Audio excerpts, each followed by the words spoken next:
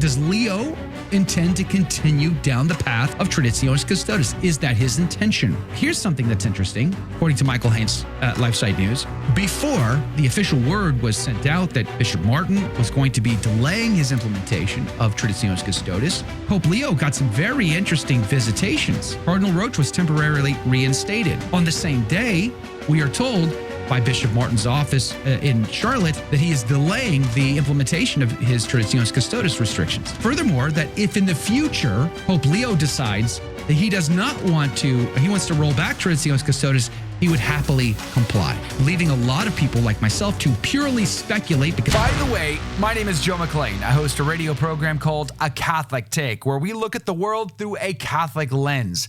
I'd love for you to hang out with us. If you like it, give it a thumbs up and let us know what you think in the comments below. Charlotte Bishop delays TLM changes until October. This is interesting because just yesterday we talked about this with our friend Steve Cunningham from Sensus Fidelium. It says the Bishop of Charlotte has delayed the implementation of new restrictions on the use of celebration of the extraordinary form of the liturgy in the diocese. Bishop Michael Martin announced the decision in an email to pastors on June 3rd, subsequently reported by the Catholic News Herald, the local diocesan paper. The new policies were initially slated to come into force on July 8th, the day after my birthday, unfortunately, but will now be delayed until October, the deadline originally set by the Vatican for the end of the transitional accommodations in full compliance with the norms. Pope Francis's Motu Proprio Traditionis Custodes. You know, that was also promulgated on July 7th, which was an anniversary date of Summorum Pontificum. The reversal comes after considerable public criticism of diocesan liturgical policy in recent weeks from within the diocese and online, following the May 23rd announcement that exiting parish TLM celebrations would end months earlier than required by Rome. Like, why are we speeding things up? Why do we feel the need to continue to, as fast as possible, make sure that these Catholics that are in your care and your custody are forced to have to abandon what they love and cherish so much in traditional Catholic piety? Doesn't make a lot of sense to me. Would we want to force the Byzantines to stop their divine liturgy, their tradition, their patrimony? Would we say, no, you can't do that, you got to get on board? No, we wouldn't say that. That would make no sense to us. But somehow, some way, if you're in the Latin Rite, well, then of course it makes sense. We rationalize these things somehow, some way. It goes on.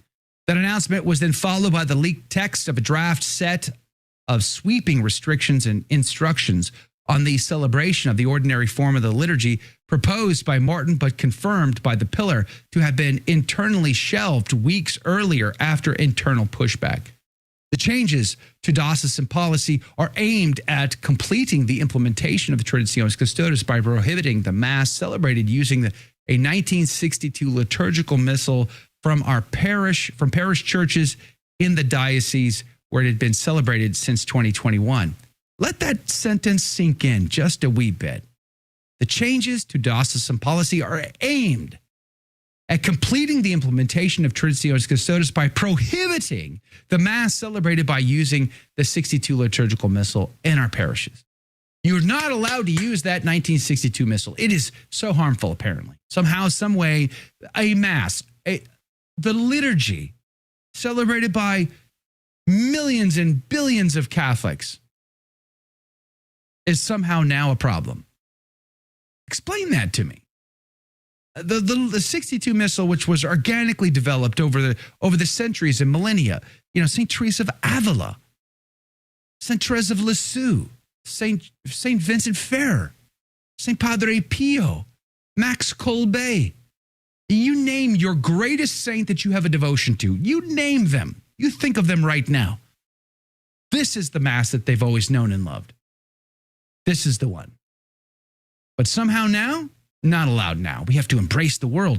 And yet the gospel today tells us and makes us very clear that they are not of the world. They have to be in the world to transform the world, to preach the gospel to the world, but they are not of the world. If we look like the world, we're doing something wrong, maybe. It goes on. Bishop Martin has instead designated a soon-to-be-established chapel in Murrysville, North Carolina, as the singular locus for the Usus Antiquator in western North Carolina, and said he will provide a priest for Sunday Masses. Well, okay, praise God that he's willing to still provide that. The site is being renovated at a cost of $700,000, which is being paid by the diocese. That obviously is an example of a commitment to the cause. Praise be to God. But I have to say, there's a reason when we go to the parish we do in our family. And it's not just because of the liturgy. It's the liturgy plus. It's the community. It's the culture. It's the piety. It's the traditions. It's celebrating certain feast days in certain ways. It's the processions. It's all of it. It's not some of it. Because you want more, and I want to give it to you. I'm rolling out a brand new membership program for the insiders of this channel. Join today. There's something for everyone. And because you could help me fund the next documentary film, the next book project, audio drama, audio narrations, and other projects that I have been dreaming to work on, but simply don't have the resources to accomplish. You and I together can do amazing things. You want more, and I want to give it to you. Did he check in with the Home Office before the implementation? I mean, does Leo intend to continue down the path of Traditionis Custodes? Is that his intention? We don't know an answer to that. But here's something that's interesting, according to Michael Haynes' LifeSite News. Yesterday, before the official word was sent out that Bishop Martin was going to be delaying his implementation of Traditionis Custodes, we are told that Pope Leo got some very interesting visitations. Cardinal Roche was there. Very interesting. Very interesting. Cardinal Roche was temporarily reinstated. On the same day, we are told by Bishop Martin's office in Charlotte that he is delaying the implementation of his Traditionis Custodes restrictions. And furthermore, that if in the future Pope Leo decides that he does not want to, he wants to roll back Traditionis Custodes, he would happily comply, leaving a lot of people like myself to purely speculate, because I have no facts, is just my pure speculation, along with others, like, for instance, Michael Haynes, wondering whether or not it was Cardinal Roche who spoke to His Holiness Pope Leo XIV about these restrictions and whether or not they should be rolled back, triggering Bishop Martin to issue his now statement that he is in fact going to be doing that, rolling them back and pausing them at least until October, but maybe indefinitely. The article over at The Pillar, which we're linking to in the show notes for you, goes on. The plan drew protests from Catholics who said that the move was premature and unnecessary. This is the point that Steve Cunningham made yesterday. He said Belmont Abbey College, who clearly is struggling with orthodoxy in some areas, even they thought that he needed to pause on this. I thought that was so funny. He goes on. Because the Vatican's dicastery for the divine worship had given permission for parish churches in Charlotte to continue offering Mass in the older form until October, and because the dicastery had given extensions to parishes in other dioceses. Further, some Catholics said that the move would cause hardships to families with devotion to the traditional Latin Mass, creating long drives to Murrysville Chapel each Sunday. I got to say, there are Catholics all over this country, dare I say all over the world, who drive very long distances to get to the traditional Latin Mass community because they feel like it's that valuable. It's that valuable to them that they would rather drive long distances. Bishop Athanasius Schneider, his family would take a train ride. They'd be the entire day would be taken up just to go to Holy Mass. It's not uncommon. 3-hour plus drive for some families. That's what they do. It's called sacrifice for a reason.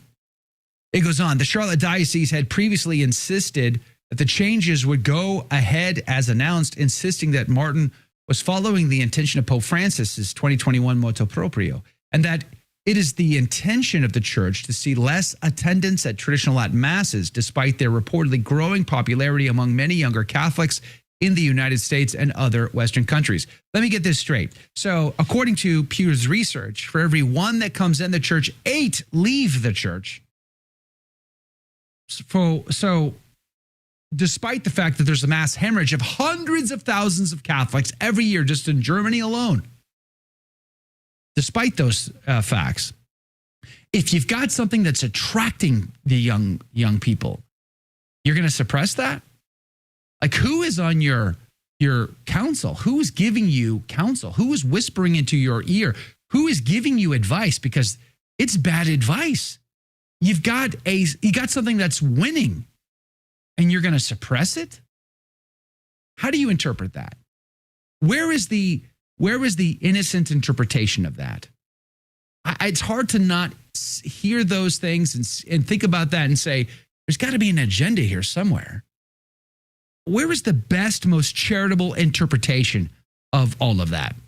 You're hemorrhaging the faithful. They're becoming more worldly and secular every single day.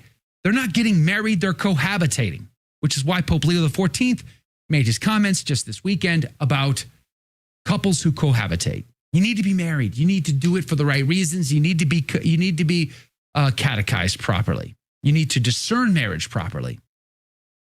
And in a world where Catholics look more like the world than they do like Christ, then why would you suppress something that's actually trying to reverse the trend? It doesn't make a lot of sense. The purpose of the new norms is clearly to limit access to the TLM, the diocese wrote in a set of talking points circulated after the initial announcement. Now, according to the Catholic News Herald, Martin has told priests that the new date allows more time for the transition and for the renovation of a chapel that is designated for the extraordinary form of the community. It made sense to start these changes in July when dozens of our priests will be moving to their new parishes and other assignments, Bishop Martin told the diocese newspaper. That said, he says, I want to listen to the concerns of those parishioners and their priests, and I'm willing to give them more time to absorb the changes. You want to listen to them, but to what end? To hear them out? To consider their arguments? I mean, it's not as though they're being rebellious. It's not as though they're being, like schismatic and saying, well, we're going to do it all on our own, forget you after all. No, they're like coming to you, the pastor, the shepherd. They're coming to you to pour out their heart to you, and you want to listen to them, but for what end? Just so that they have more time to absorb your changes. Not so that you could consider their argument, hear their cries for help and pleas, but just so that they can get over it and move on, I suppose. Prior to the announcement of the changes to the TLM celebrations in the diocese, 4 parish priests in the Charlotte diocese, those, quote, entrusted with the pastoral care of those attending the traditional Latin Mass in the diocese, wrote to Martin, urging him to reconsider his decision. Again, where else do you go but to the bishop? You go to your bishop. You lay out your case. You plead for his mercy. Prior to the announcement, all that goes on. It is important to acknowledge that those attached to the liturgical liturgy have, over the past 5 decades, often felt marginalized and discriminated against. Gee, I don't know why. What would lead you to believe that? Maybe it's because you moved their mass to either the slums or way out, so far outside of town that it becomes hard to get to, sometimes impossible for people. It goes on. Consequently, their trust in church leadership has understandably been weakened over time. A significant aspect of our ministry involves reconciliation and accompaniment for those who have felt unwelcome. We fear a reversal in policy will negatively impact the goodwill built up over time. How do you feel about it? Let me know. Did you like that video? It's okay. You can admit it. It's perfectly fine. Hey, we cover the big stories of our day, from inside the church to outside the church to all points in between, and we do it from a Catholic perspective. It's called A Catholic Take. It's a radio program Monday through Friday. We live stream it right here on this channel, by the way, so make sure to subscribe, like, and share. We would be very grateful to you. And don't forget, you're going to want to watch this video right here because you don't want to miss anything.